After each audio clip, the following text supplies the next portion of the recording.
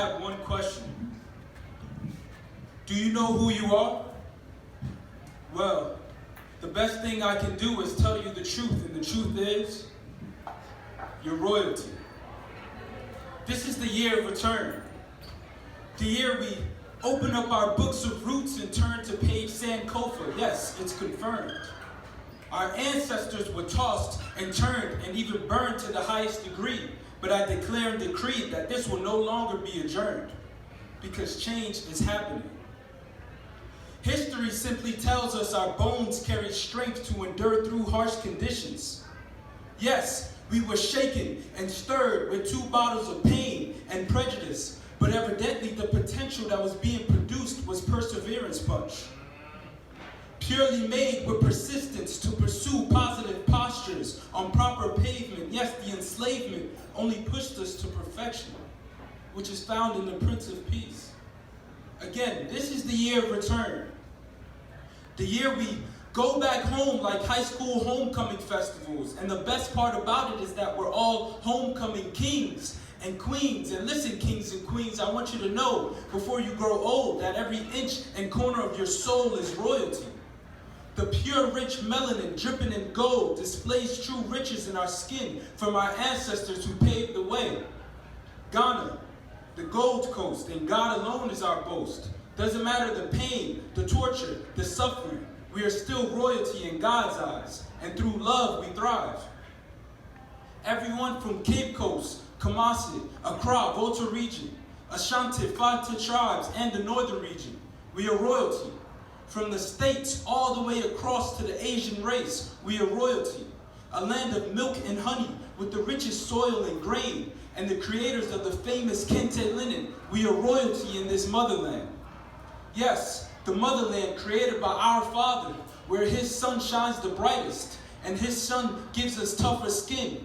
Oh, thank God for sending his son, or else we would have perished without vision from the life. The truth is in the way we see things, because last time I checked, in every movie, if you were hurt the most, then you were blessed the most. However, the media depicts our land as an after effect of an untamed tornado, earthquake, disaster that plunged through, leaving us with broken homes and poverty, and no Red Cross in sight due to corruption and blurred lines. Like Kwame Nkrumah said, we must unite African people. Pan-Africanism. Akwaba should be the message on every doormat. In addition, there should be no division, because we're called to multiply, subtract the negative, and remain one. So if you see yourself as less than and small, then you will be small. I challenge you to see yourself the way God sees you. Royalty. And the brightest solution that cleanses our contacts is staying on the vine, where we become walking, brachial branches with unbreakable roots, a sound mind greater than flutes. Stay rooted into the truth, so strong that no one on this earth can ever uproot. And no more strange fruits, but real fruits, blooming like rainbows and leaves with branches which are not filled up with money, but filled up with wisdom. Undeniable truths, and it all starts with a seed that moves mountains, seas, oceans become red carpets, because we're black stars taking victory steps towards the promised land that fulfills the desires of God, Jesus, who took lashes, died, and overcame death, so we too shall overcome. So as we celebrate our year of return, this month of independence, and 400 years since the first slave ship touched the U.S., I have one question. Do you know who you are?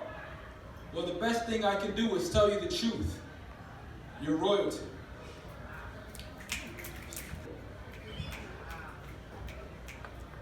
I go. Amen. I go. Amen. I go. Amen. I am here to speak for the lost one. Our uncle who went missing 400 years ago in the mountains of West Africa from his wood-carving post. From the other side, he sends this message. Please allow me to grieve. Day quickly turned to night when the Europeans arrived. White hands snatched on black bodies, absent souls, hollow eyes. In a crowd of trees, the plants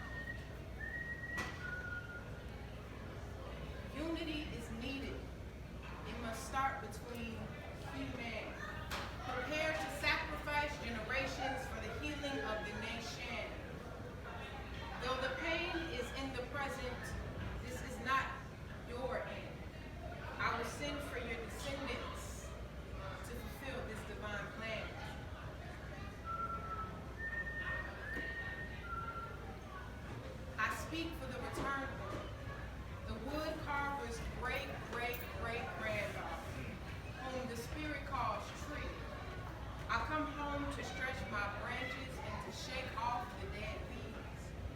Generations of pain gone, I come to plant my feet. My mother's mother's mother's mother was a Senegalese woman enslaved on the Whitney plantation in New Orleans, Louisiana. Neglect, erasure, or the taboo of our history has left us in the dark, and some have yet to see. And yet I embrace it because after 400 years, I can still taste it. I can taste the bondage of change, stripped of our names, language, culture, and identity, and names. Told we weren't the same, reparations never came, I can still feel their pain. I can vividly see the ancestors smiling, calling me, calling my name, embodying me with the spirit of Kwame, Asantewaa, Nzinga, and Amina, warriors who have carried on the tradition, survived colonial ambition, chosen people we are, so listen. From Louisiana, Guyana, and Papua New Guinea, stretch forth your hands.